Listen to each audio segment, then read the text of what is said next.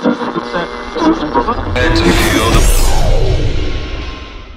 everyone, welcome along to the Chargers TV podcast. Yes, the podcast is back, and we're back as well too in a good old sense of fashion. Roll Riggs, Justin Bryan here. Of course, I'm coming to you from Swisher Hoops Academy, where I've set up the mobile gear, and JB is somewhere warm in his own home. Hello to you, JB. I'll tell you all, that's one way to put it, Ronnie, just making sure the toes recover from their purple state. But yes, we are nice and warm in the comfort of our own homes. And well, not you, obviously, Ronnie. You're back paying rent once again down at Swisher. But no, it's good to be back on the air. Had a couple of weeks off, and a big round of basketball just gone. Plenty to talk about. Absolutely. And of course, yes, rugged up down here at Swisher Hoops Academy, where there are still plenty of people in the actual facility itself shooting some hoops. I hope Mr. Sharp's doing his job properly tonight, Ronald. We're just going to quickly look around the back, and yes, he's attending to someone there, JB, so all's well that ends well there. Very nice. At least I can give that report very positively tomorrow morning. Yes, absolutely. Of course, your McKay Timber Hobart Chargers were on the road over the weekend to Mount Gambier and Keilor. Let's start off with the women's results. And, of course, they went to the Ice House in Mount Gambier, a great little venue in the NBL1 South competition. And Mount Gambier getting the win in the women's game, 56-47. In what was a very close game for out. Hobart certainly showing their improvement, that is for sure. Angela Tompkins top scored with 22 points and had 12 rebounds. Kylie McCauley, the veteran of this team, with 15 points and 7 rebounds there as well too. JB, obviously in this game was close all the way through, but the big out, of course, was Shana Thompson. She's out with a finger injury at the moment, but great to see the girls stepping up and trying to, steal this one. Yeah, massive effort on the road, Ronnie, as we spoke about. Probably the hardest mainland road trip for any team going around in the NBL1 South, certainly, but certainly the entire NBL1.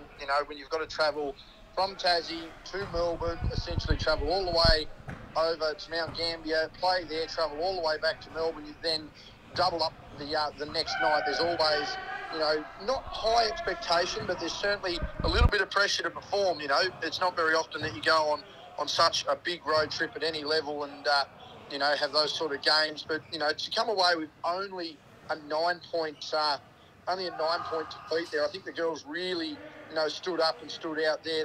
They really tried their hardest. Unfortunately, couldn't get over the line. But I think it does speak volumes as to the way this team has been playing. Obviously, with Shana out, Shana's had a couple of quiet weeks, there's no doubt about that, but she's really been, trying to push the pace, trying to work her own shots there, and just try and get back into her groove. So to not have her there certainly is an option on the road.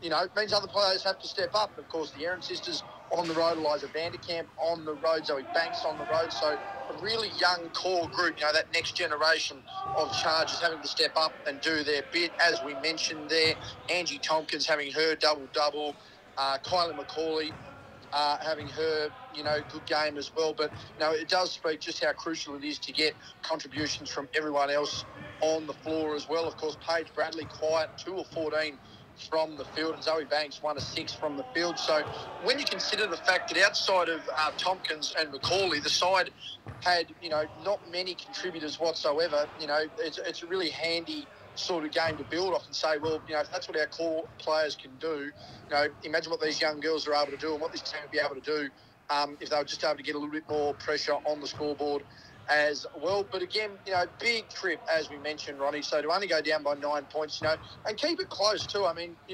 it's one thing to put a lot of points on the board and then get overrun, but to keep it low scoring, especially on the away floor, and really be in contention there for most of the game. I think that's a massive tick in the box and something that Coach Dwayne Davey has to be happy with. Again, not getting the win, but, showing some guts and showing some grit and some determination on the road to just not flat out lay down, and give the game up. Tremendous effort. Absolutely, JB. And, of course, on the Sunday, they went to Keilor and only went down by 15 in the end. Keilor had to really play the last quarter out hard with a 28-20 last quarter, which see them prevail in the end, 91-76 the scoreline there. And Angela Tompkins with a season-high 38 points, 13 rebounds. Meanwhile, Paige Bradley had 21 points, 3 rebounds and 4 assists there as well too. So the Keilor game, you know, it was a really good by the girls to really turn that game around after they did meet them earlier on in the year, JB. Absolutely. I mean, it was 4 points to half time too. You know, this was a game that was right in the balance. You know, probably just had that slip in the third term, and I mean that's certainly been a little uncharacteristic for the Chargers women this year. Their best quarters have usually been their third terms, and you know their second halves have certainly been their better halves of basketball. You know, got a nice strong start. Again, competing up against the like of a Maddie Garrick was always going to be tough, and you know she had a really nice game herself, which was always going to cause havoc. You know, 22 and 11, 5 steals there. So, you know, when you've got someone of Maddie's ability, you know, that borderline Olympic level play, you know, Monique Anderson as well, having a massive game, you know, always going to be tough to stop when those two are on fire. But again, sort of a tale similar to the previous game. Angie Tompkins with a massive road trip. Good to see her returning to that early season form, and Paige Bradley, you know, bouncing back off a bit of a rough game the night before. But again, when you look across the board, you see 9 points, 4 points, 2 points and 2 points as the extra contributions across the team. You'd have to imagine, you know, a little bit more out of each of those players, you know, maybe even some of those that weren't able to hit the scoreboard. You know, if you just get a little extra out of them, all of a sudden that game looks very different as well. But, I mean, you've got to consider they're coming off the toughest, you know, stretch for a 24-hour trip, you know, as far as landing in Melbourne, Mount Gambier and back to Melbourne. You know, they go up against Keilor at home, one of the better teams, certainly in form. I believe that was Keilor's third win on the trot, so they're starting to really find some mid-season form, you know, heading into the back end of the year. You know, a tough loss. I think Dwayne Davey would argue that was probably the toughest loss to take on the road, you know, but when you do consider the travelling that's done, you know, a very valiant effort as well. And again, clear improvement, there's no doubt about it. A slight, you know, drop in the third certainly hurt, but to be within 4 points at half time, you know, to have both your imports firing and to see that game, you know, certainly in the balance, you know, heading late as well. You know, it's good to see the girls taking those positive strides. And, you know, again, that young core that went on the road, you know, your Coco and Ruby, Erin, you adding Eliza Vanderkamp, Zoe Banks, once again there. Leah Bartlett still finding her stride. You know, she'd been unwell, you know, to see her get back into the squad. You see Britt Parker and Alex Finlayson along with Kylie McCauley, you know, they've been the veterans, you know, and around this group for quite some time. So you add in that little mix there, you know, you just need to get that balance. You can't always be relying top heavy on your import, a little bit of play out of, you know, the core group or, you know, the senior players, and then, you know, your young group still developing. You know, you can't expect them as well to be, you know, piping everyone up as well. So just to see a mix there would be great. But again, I think Dwayne Davis got to be happy. You know, 0-2, not necessarily happy on the scoreboard, but to see that the team, you know, is right there and really competitive, and as competitive as they were on one of the toughest, if not the toughest road trip in the NBL1, you know, credit to the girls. And, of course, after 2 weeks on the road, JB, they are home this Friday night at the Canberra Sports Centre, taking on the Dandenong Rangers, who, of course, when we had a look at the results today, JB, Dandenong only putting up 40 or so points against a very good Knox team. Of course, Knox winning that by about 38 or 40. So when we look at it, and then talking with Angela and Paige today, there's a bit of confidence, a little bit of upbeat going into Friday night's game.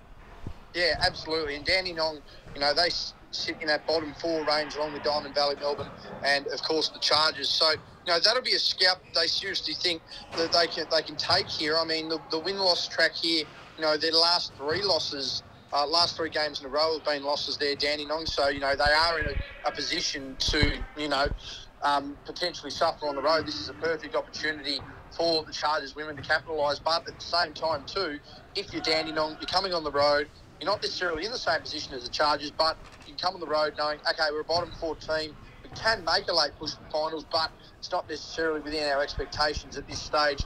You know, let's go out there, let's play with nothing to lose. Let's really have a crack at this. Let's see what can happen for the Chargers.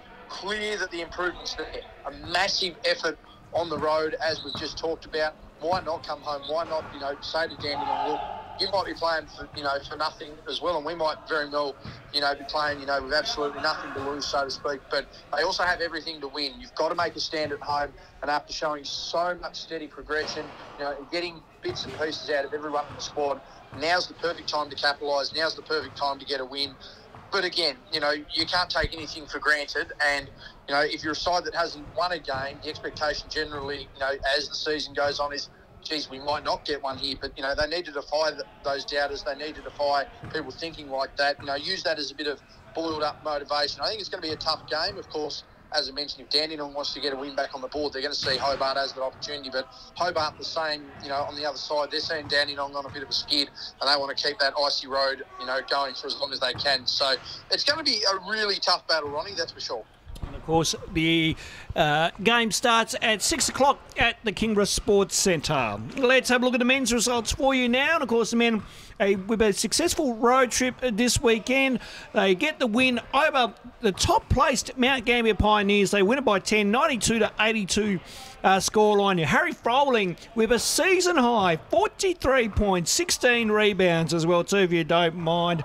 Ollie Angerstein, who has got a little bit of attention from everyone, including the media as well too, which we'll touch on a little bit later, JB. He had 23 points and 10 rebounds. Meanwhile, Jared Bairstow, great to have Jared in the lineup, 13 points there and 9 rebounds as well too. But a massive win against the top side and probably the form side of competition in Mount Gambier, JB.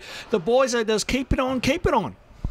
Absolutely, and I know, we had some pretty close contact with those around the club, Ronnie, as always, and there was a sense of, this could be a defining game for our season. As mentioned, one of the hardest road trips as far as the NBL 1 South is concerned, certainly one of the hardest road trips in the NBL 1 competition overall. But when you look at how Hobart's been playing, they've been building their momentum. Back-to-back weeks essentially on, they've come off the bye, they've played back-to-back weeks on the road. You do all that hard travelling, you build up such a lead, and, off that tremendous play as well, as we mentioned, Harry Froling, with one of, if not the game of the season in the NBL 1 South. Massive, operation for him. Ollie Angerstein throwing down every dunk and swatting every shot you can think of. The game gets within 4. Anthony Stewart disposes of a whiteboard as only Anthony Stewart can do. And, the real worry sort of becomes in a game like that, Ronnie, you can feel it building, you can feel it, the pent-up, the frustration and the angst there. Stewie letting it out, the players sensing it. Harry comes back onto the court off that play, nails the 3, puts the dagger in, extends it back out to 7. I mean, if that shot doesn't drop and the game doesn't go their way, I mean, who knows what sort of season we're talking about?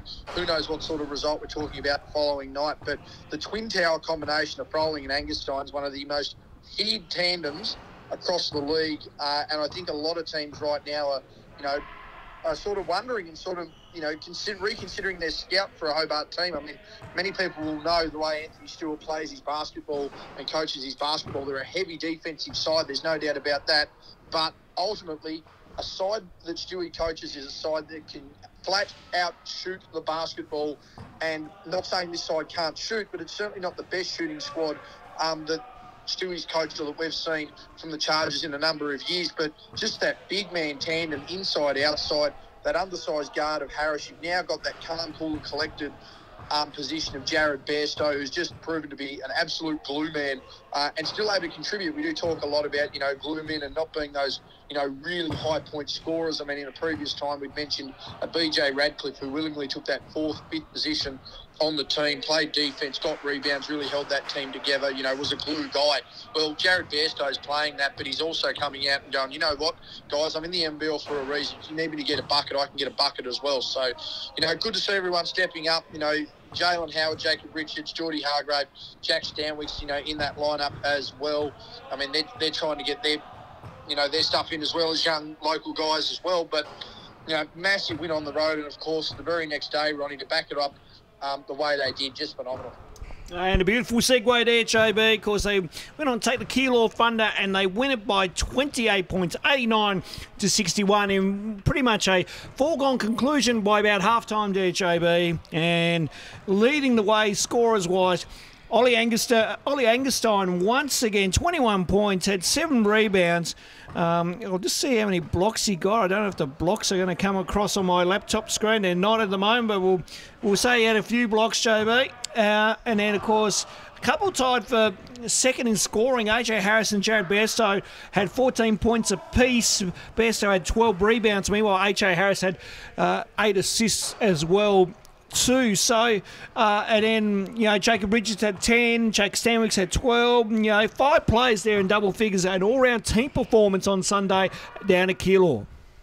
Yes, and of course the interesting one, Sam McDaniel, only the 8 seconds, I do believe that there are some other ramifications around that, but Sam, getting in and getting his game in that he needed to there. And of course, many people would have gone, geez, what's going on with McDaniel there?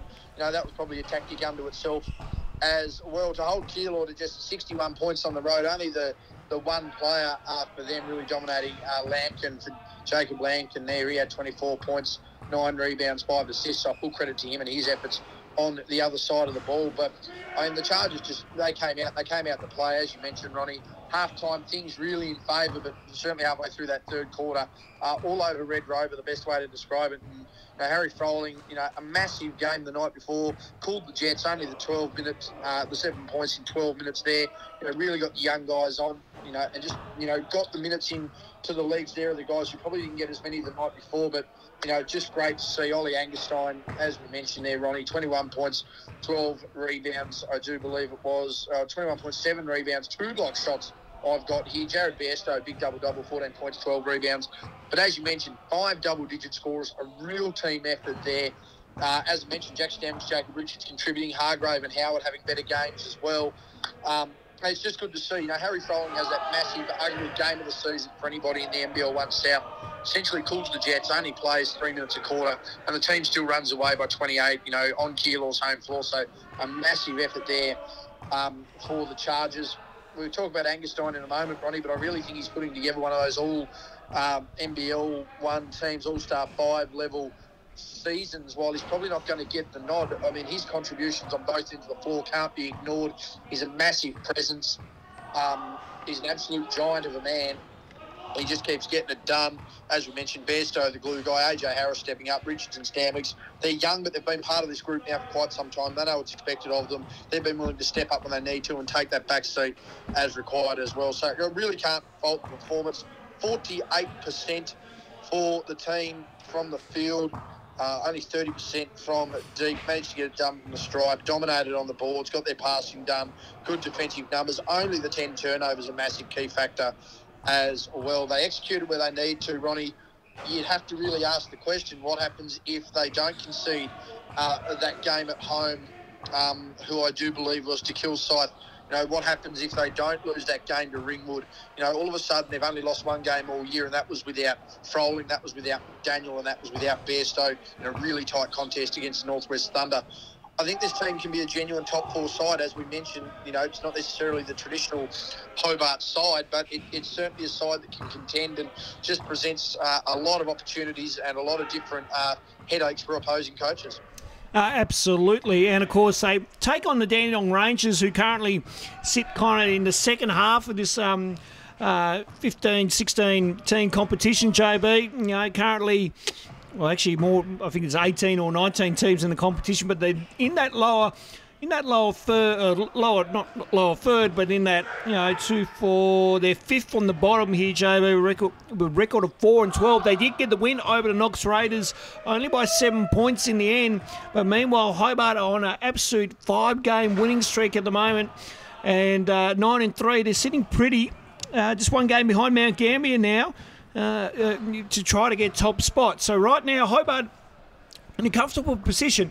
But you cannot underestimate anyone in this league, going into Friday night. So Hobart will have to really work their tails off in order to make sure they get the W on Friday. Absolutely. The only team with as hot a win streak right now is the Bendigo Braves. So, the Hobart Chargers hitting their straps at the right time. It is key to know as well that a lot of their wins certainly are lower range teams, but they are in that same range as Dandenong. So, we're not talking out of school here when we say that Hobart at home wouldn't be feeling the pressure, but they'd certainly be pretty confident right now. We're on our home floor. We're on a fair bit of a run. We've proven we can win at home. We've very much proven we can win away. We've proven we can win when it's gritty. We can prove we can win with ease. We've got guys who can contribute at all ends. We've got, a different game style this year. We can turn the Jets on when we need to. We can ease them back when we don't need to. But for Coach Anthony Stewart, he'll take away from the fact that was a defining road trip for this team, and that really sets them up nicely in sort of the back half in this season, he'll also be trying to stress, just because you're at home and just because you're taking on, a bottom 4, bottom 5 team in the league doesn't mean that, you can go in this with some complacency, and have a nonchalant attitude. You've got to go in, you've got to attack, and, he'll be expecting, some big things as well. Obviously, Harry Froling showing what he's been like in the last couple of weeks, player of the week prior on the road, had that massive player of the game effort the other night. Ollie Angerstein, a lot of media getting up and around him, and he's really showing exactly what he's able to. I mean, AJ Harris, there'll be some questions there about AJ's level of consistency. Jared Bairstow's going to be on the home floor. He's shown what he can do as a glue guy. The young guys stepping up where they need to. I'd love to see Jalen Howard. He's starting to bounce back a little bit. He's had a rough couple of weeks, but he showed on this road trip just what he can do once again. He always likes playing at home. The crowd loves seeing Jalen at home as well. A deep bench, a home crowd going up against the Rangers, who, in previous years have certainly been a bit of a rivalry, so to speak, Ronnie. I know we did face off against them in the final, and we've had some great battles with them in Hobart over the last few years as well. So it'll be good to see them in town. They always bring a really competitive game. And it's going to be interesting to see how it unfolds. But I am quietly confident that your McKay Timber Hobart Chargers can continue this winning homestand and this win streak. Absolutely, JB, and of course that game will tip off at 8 o'clock, and of course you can get your tickets via the What's On app or go to www.hobartchargers.com.au/tickets, and you can get your tickets there or through the app, as we mentioned. If you can't make it to the game for any reason, tune into the live stream by the NBL1 website or the NBL1 app. You can catch myself and Mark Nash, who is going to be replacing JB for the night. JB will be away, and we'll touch on this in a second, JB. But great to have Nashy back in the broadcast after he helped us out in round 1. But JB, you are away for a special occasion.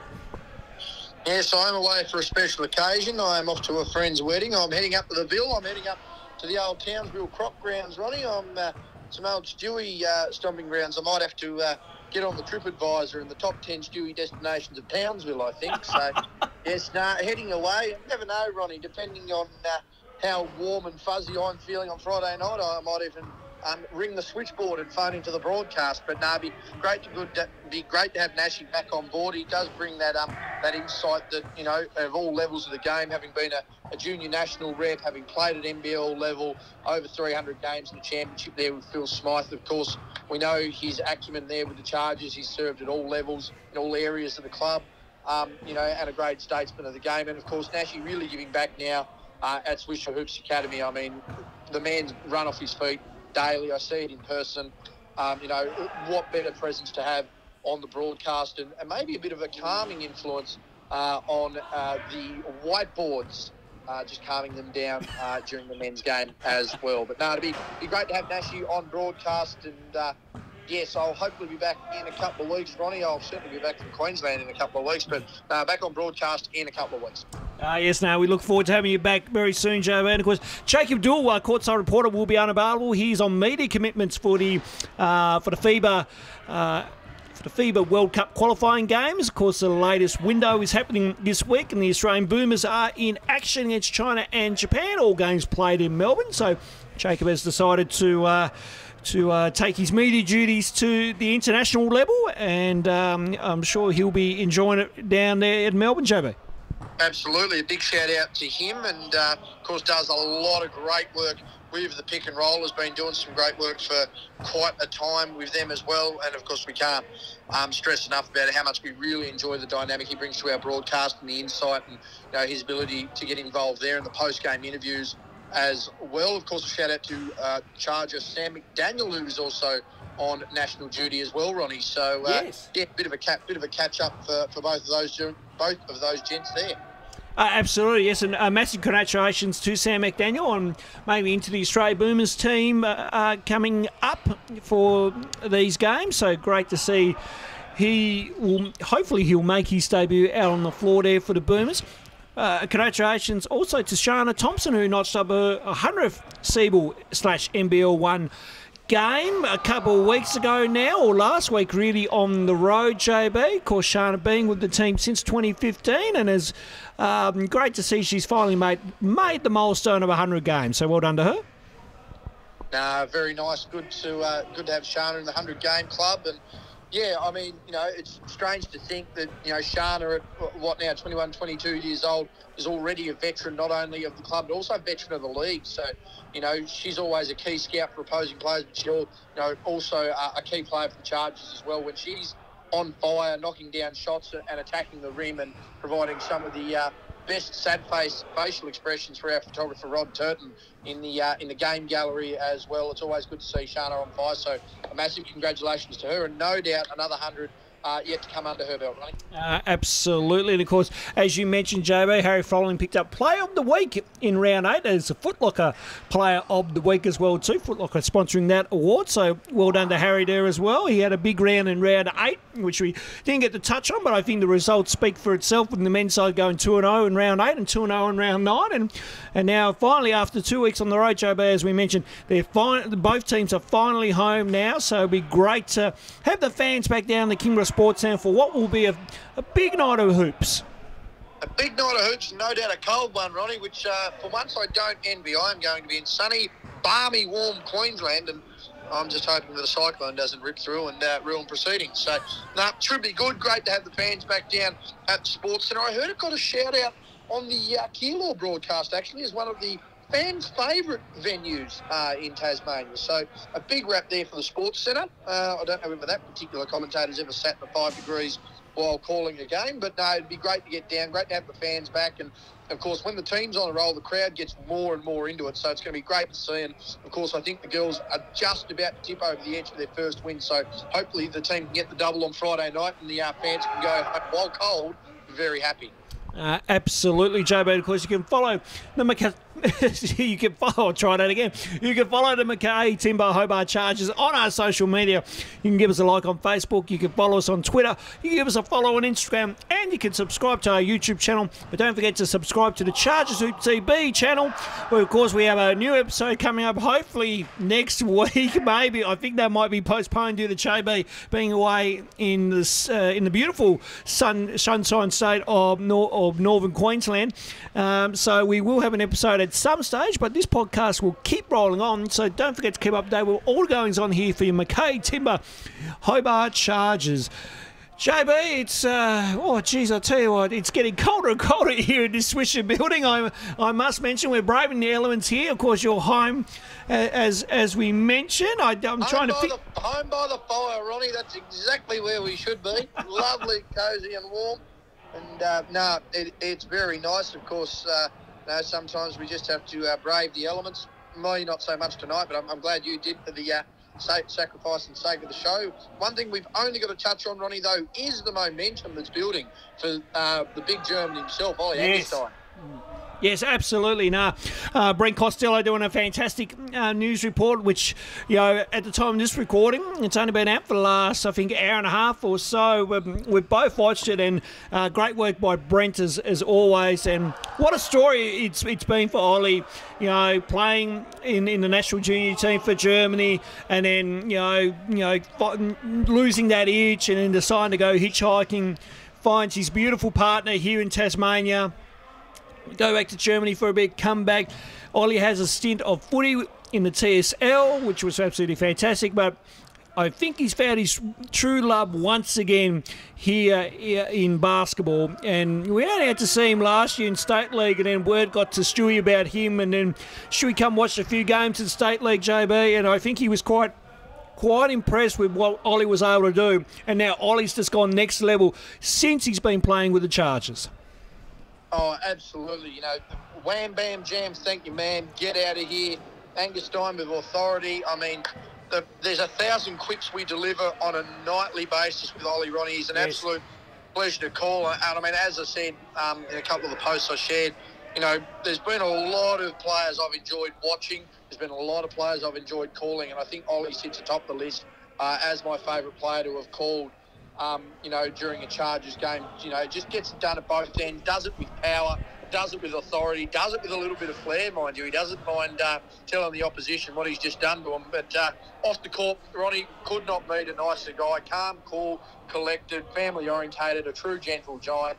And, it's great to have him involved. I do remember that very first state league game last year against Launceston that I believe it was 14-2 when Launceston finally called a timeout. Ollie had 12 of the 14, all 6 of them were dunks, and I think everyone was just hoping that he'd rip a rim or two down, and then all of a sudden that we'd see some brand new spanking facilities floating up around the place, but enough about that. But no, great to see Ollie in action, always great to have him on board, and no doubt, again, as I mentioned, Ronnie, he's probably not going to get the nod, but he's playing to a level that to me screams All-Star 5. I mean, a bit biased, obviously, calling for the home team, but yeah, I just think the impact he's having on both ends, when you consider everything, hasn't really played to this level of basketball for, the better part of 6-7 years, and he comes on in, makes a statement, and has everyone around the league, asking Wednesday, Thursday, Friday about the great man. It's been a pleasure, and to see him combined with local players and fit in just as well with NBL level players, it really does speak to the talent that Ollie exudes and his ability as well. So it's been great fun. It certainly has been, JB, and now one of my favourite players to call as well too, JB, and he's certainly shown so many things that we never thought we might see in this day of age. But I think the big thing too, Ronnie, just as a thing there too, we were originally saying Angustine all throughout all our broadcasts, and Ollie actually come up to us and said, look, guys, really love the work, but it's Angustine. And, we greatly appreciate that as callers as well. So he could have been really snarky about it. He could have just, really give us the Wednesday, Thursday, Friday you're talking about. But, no, he was really nice, really polite about it. I think we had 2 or 3 slip-ups in the first quarter, and after that, it's just been Angustine all the way. So, again, just speaks to the quality of human that he is. Oh, no, absolutely. A great person on and off the court, that is for sure. Ollie Angustine is, one of the most all-rounded, big men we've seen in this competition by far. And you can check out that news report from Brent Costello on the Win News Tasmania page. We've shared it on all of our social, not on Instagram, unfortunately, because I'm not sure if Brent puts his news reports up on that platform, but we've certainly shared it on, we've retweeted on our Twitter page, we've shared on our Facebook page, and of course you and I have both shared it personally on our own personal pages, JB. It's a really good report. I recommend everyone having a look at that one, and great to see Ollie fronting the camera for once as well too. We're hoping to get him for a bit of a chat a little bit later on in the year, along with a couple of our imports as well too, which it's more trying to find a bit of time on this one, JB, just trying to get our players organised. Yes, no, it should be good, Ronnie. It'd be good to catch up with them all and sit them down and get a bit of a background on all of them. So, again, Ollie gets the exposure right there, but there are so many great stories and backgrounds to hear from all our players, and we do hope to be able to cover all of those into the future for all the fans of your McKay Timber Hobart Chargers. Absolutely, and on that note, JB, we will sign off here from Swisher Hoops Academy and from JB's very warm home somewhere in Hobart. Mate, I've put on the footy shorts, I've put on the Hawaiian shirt, I've put on the thongs. It's unbelievable conditions. You're ready for Townsville already, JB? Oh, mate, some would argue that I was born ready for Townsville, but no, very very comfy and very cosy inside tonight, Ronnie. Oh, just be fair, JB. Of course, if we're lucky enough, we might get JB on a halftime interview by a satellite if we're not careful, folks. Yeah, I'm sure. Based on what time I'll be doing that the fans will absolutely pleased to hear from me at that point. Oh well, there you go, folks. Another exciting edition of the podcast right here for you by the Chargers TV YouTube channel. And, of course, what we've been doing in the previous podcast was that we will play highlights from the previous games of the rounds, and we're going to certainly do that once again. But we do sneak in a few other things, so the editing tape will certainly be on for young and old as Tom Sharp just decides to get the Swisher parking sign, JB, all nice and folded, ready for tomorrow morning. Very good. That's always positive to hear, and it's good to see that you're keeping an eye on things down there, Ronnie. Always good to have a second set of eyes. Absolutely, but I'm ready to get back home in the warmth, and that will wrap us up here for another edition of the Chargers TV podcast. We hope you enjoyed it. On behalf of Justin Bryan, I'm Roll Riggs. We'll see you Friday night at the Kingborough Sports Centre.